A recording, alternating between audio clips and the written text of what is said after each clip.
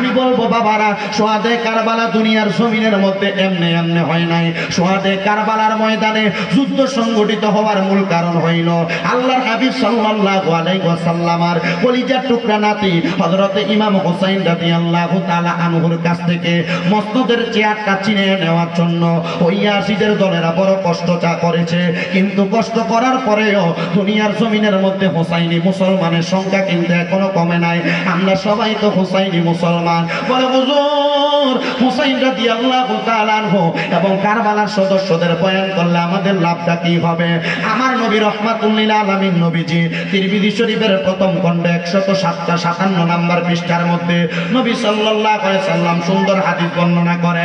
মিশকাতুল মাসাবির মধ্যে একটা হাদিস বর্ণনা করেছে 570 নম্বর পৃষ্ঠার মধ্যে নবী আমার বলে, শোনো দুনিয়ার মানুষের দলেরা, আল হাসান ওয়াল হুসাইন সাইয়্যিদা শাবাবি আহলিল জান্নাহ। হযরত হাসান হুসাইন হইল জান্নাতের যুবকদের সরদার। হে আমার আজকে এই টেকনাফের ক্যাম্পার এলাকার যুবক ভাইয়েরা, আপনারা যারা আজকের জান্নাতের বাগানের মধ্যে বসেছেন, আপনারা যারা 5 ওয়াক্ত নামাজ আদায় করেন, আপনারা যারা দুনিয়ার জমিনের মধ্যে হারাম খাবার খান না, আপনারা যারা সৎ পথে চলাফেরা করেন, আপনাদেরকে কিন্তু জান্নাতের মধ্যে দেওয়া হবে। ইয়া রাসূলুল্লাহ, জান্নাতের মধ্যে যে আপনি আমাকে পাঠিয়ে দিবেন, আমরা জান্নাতের মধ্যে কি একা একা থাকবো নাকি? আমার নবী বলে, হে আমার যুবক উম্মতেরা, তোমরা জান্নাতের মধ্যে আমি নবীর কলিজার টুকরা নাতি হাসান হোসাইনের সঙ্গে থাকবে। নবী গো, হাসান হোসাইনের সঙ্গে জান্নাতে থাকবো, তাহলে হাসান হোসাইনকে অবশ্যই আমাদের জান্নাতের সরদার হবে। নবীদের মিশকাতুল মাসাবির 570 নাম্বার পৃষ্ঠার মধ্যে হাদিস বর্ণনা করে বলেন, অবশ্যই হাসান হোসেন তোমাদের জান্নাতের সরদার হবে। হুজুর, আর কাদের কথা বলা হয়েছে? আল্লাহর হাবিব সাল্লাল্লাহু আলাইহি ওয়াসাল্লাম বলে, আল ফাতেমাতু সাইয়্যিদাতুন নিসাই আহলিল জান্নাহ। হযরতে মা ফাতেমাতু যখরা হইল জান্নাতের মহিলাদের সরদারিনী। হে আমার ক্যাম্পারা এলাকার পর্দার অন্তরালের মা বোনেরা, আপনারা যে নামাজ আদায় করেন, আপনারা যে স্বামীর খেদমত করেন, এগুলা করার কারণে আল্লাহ তাআলা আপনাদেরকে জান্নাত দিবে। তবে জান্নাতের মধ্যে আপনাকে একা একা দিবে না, আপনাকে জান্নাতের মধ্যে মা ফাতেমার সঙ্গে রাখবে। যদি আপনি নামাজ পড়েন, যদি আপনি স্বামীর কথা শুনে চলেন, যদি আপনি স্বামীর কথার উপরে কথা না বলেন, যদি আপনি আপনার শ্বশুর বাড়িতে সুন্দর আচরণ করেন, তাহলে আপনি মহিলা মা ফাতেমার সঙ্গে জান্নাতে থাকবেন। হুজুর, এদের কেন এত দাম, এদের কেন এত সম্মান আপনার কাছে জানতে চাই। আমার নবী বলে, শোনো দুনিয়ার মানুষের দলেরা, আল্লাহ তাআলা এদের কথা কোরআনুল কারীমের মধ্যে বলেছেন, কুল্লা আসআলুকুম আলাইহি আজরান ইল্লাল মাওয়াদ্দাতা ফিল কুরবা। আমার আল্লাহ তাআলা ঘোষণা করে, ও বন্ধু, আপনি তাদেরকে বলে দেন যারা আপনার উম্মত, আমি আল্লাহ তাআলা এদের কাছে কোনো কিছু চাই না। আমি আল্লাহ যে তাদেরকে বানাইলাম, আমি আল্লাহ যে তাদেরকে খাবারের ব্যবস্থা করলাম, আমি আল্লাহ যে তাদেরকে রিজিকের ব্যবস্থা করলাম, আমি আল্লাহ এটার জন্য তাদের কাছে কোনো ভাড়া চাই না। ও বন্ধু গো, ও মুমিন মুসলমানের দলেরা, আপনাদের এই টেকনাফ এলাকার মধ্যে কোনো মানুষ যদি সমুদ্রের মধ্যে যায় মাছ ধরার জন্য, সে কিন্তু একটা নৌকা অথবা জাহাজ ভাড়া নিয়ে যাওয়া লাগে। এটার ভাড়াটা দেওয়ার কারণ হইল ওই ব্যক্তি 1 মাস পর্যন্ত নৌকাটা ব্যবহার করবে, এই জন্য ভাড়া দেওয়া লাগে। আমার আল্লাহ তাআলা ঘোষণা করে, বন্ধু নবী গো, আপনার উম্মতেরা দুনিয়ার জমিনের মধ্যে চলাফেরা করবে, আমি আল্লাহর দেওয়া রিজিক খাবে, আমি আল্লাহ তাআলার সৎ পথের মধ্যে চলাফেরা করবে, আমি আল্লাহ তাআলা তাদের কাছে এটার জন্য কোনো ভাড়া চাই না। আপনাদের এলাকায় কোনো মানুষ যদি একটা ঘর ভাড়া নিয়ে থাকে, এটার জন্য 1 দিনের জন্য অথবা 1 মাসের জন্য ভাড়া দেওয়া লাগে।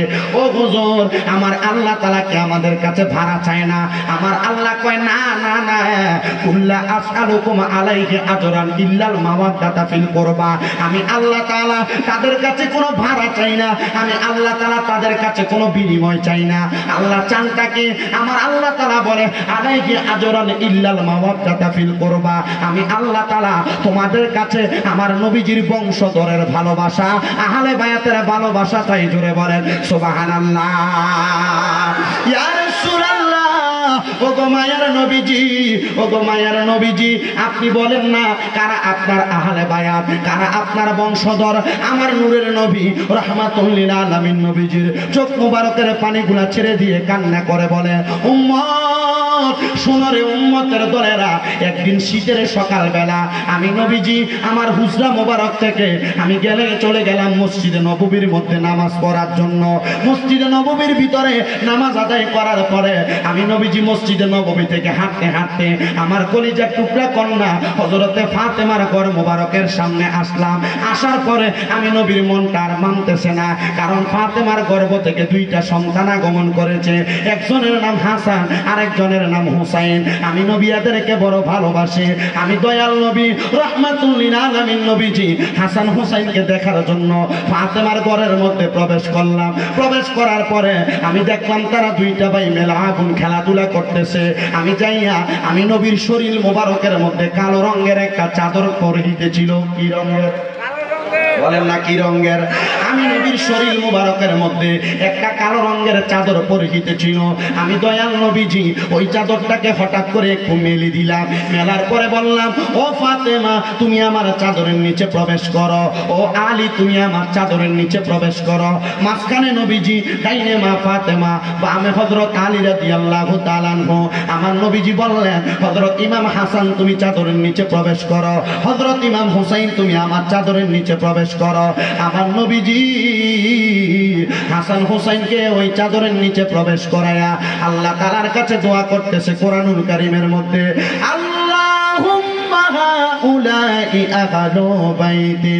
আমার আল্লাহ তাআলা বলে, আল্লাহ তাআলা ঘোষণা করে দিতেছে আমার নবীর জবান মোবারকের দোয়া, ও আল্লাহ আপনি আমার আহলে বায়াতের প্রতি বরকত নাজিল করেন। এবার আমার আল্লাহ তাআলা কেমনে বরকত নাজিল করে শুনে নেন। আল্লাহ তাআলা কোরআনুল কারীমের সূরা আহজাবের 33 নম্বর আয়াতে ঘোষণা করে, ইন্নামা ইউরিদুল্লাহু লিইউযহিবা আনকুমুর রিজসা আহলাল বাইতি ওয়া ইউতাহিরাকুম তাতহীরা। আমার আল্লাহ তাআলা ঘোষণা করে, নিশ্চয় আহলে বায়াত যারা আপনি নবীর বংশধর, তাদের মধ্য থেকে আমি আল্লাহ সকল প্রকার অপবিত্রতা দূর করে ফেলেছি। আমি আল্লাহ তাদের অপবিত্রতা দূর করে আহলে বায়াতদেরকে পবিত্র বানিয়ে দিছি। ইয়া রাসূলুল্লাহ, এরা কেন পবিত্র আপনার কাছে জানতে চাই। আমার নবী বলে, এরা কেন পবিত্র শুনে নাও। আমার লক্ষ লক্ষ কোটি কোটি উম্মত তাদের পরিবারের ব্যস্ততায় নামাজ পড়তে পারবে না, তাদের সংসারের ব্যস্ততায় তারা গুনার কাজে মত্ত থাকবে।